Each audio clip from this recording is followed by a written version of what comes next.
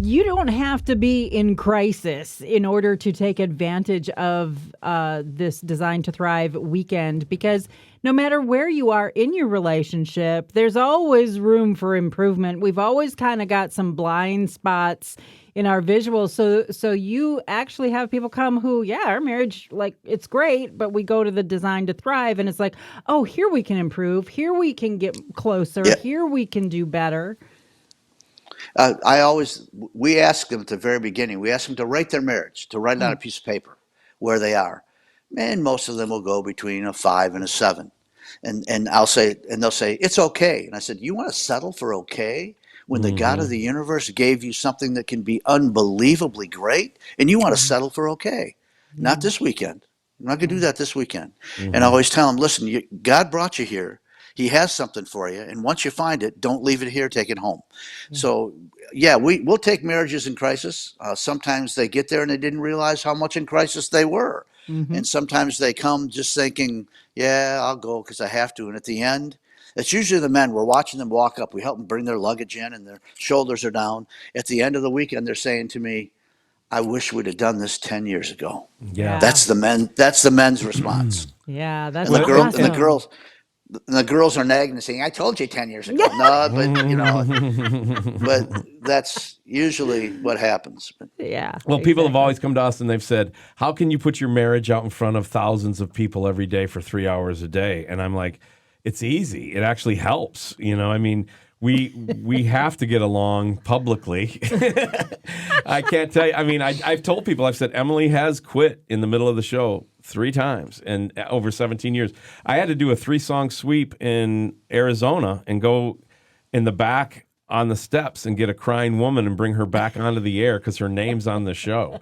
And she's out there because she's mad at me, who happens to be your spouse. And I said something on the air that really torqued her off, or I did something wrong. Anyway, it's not all really, rainbows. I can't believe that. I know. I know. Wow. The point is that when we would encourage marriages, it was literally like a drive-through meal, where what you guys do is you sit them down for a feast that is served with 7 courses and white tablecloths.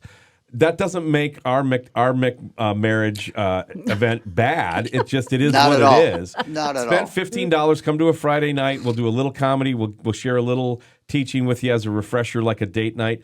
We have not done those like actively for, I want to say 5 years, but I bet it's getting closer to 10 now. Look at how gray I'm getting. Man, time is flying. Anywho, You're getting distinguished, dear.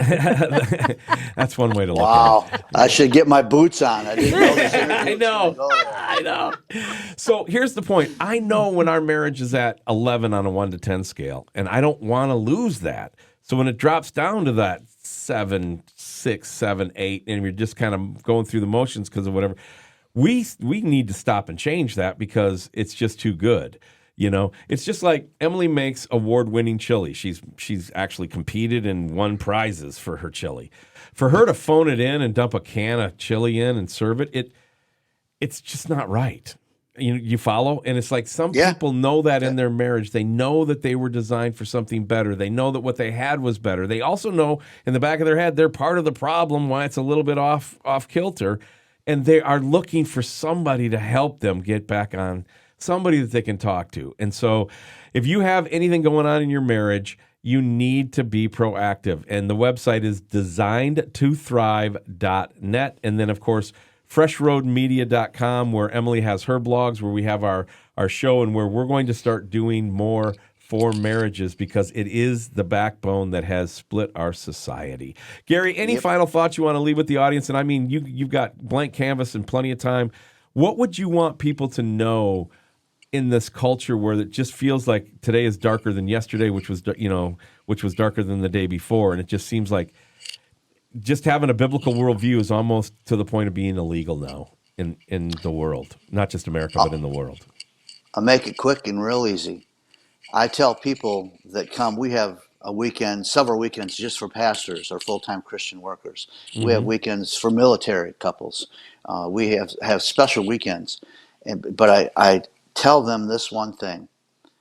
If I were to ask them, do you really want to serve God and glorify God? They'd all say yes.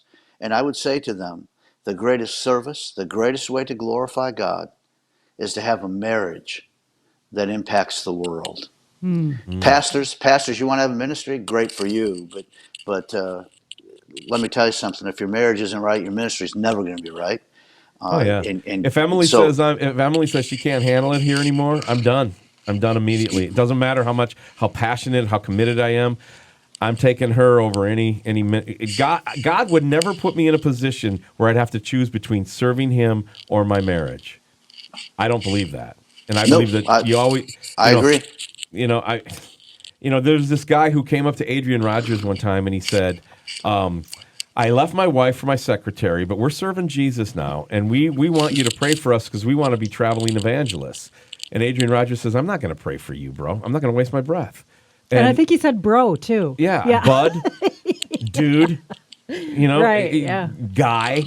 Look, guy, it ain't happening. I mean, can you just, before we go, can you dive into what I'm talking about, why God wouldn't bless something like that, where if your marriage is really messed up, it might be affecting your ministry? Because a lot of ministry guys, look, I mean, if I didn't have you and I was struggling in my marriage as a pastor, who could I go to?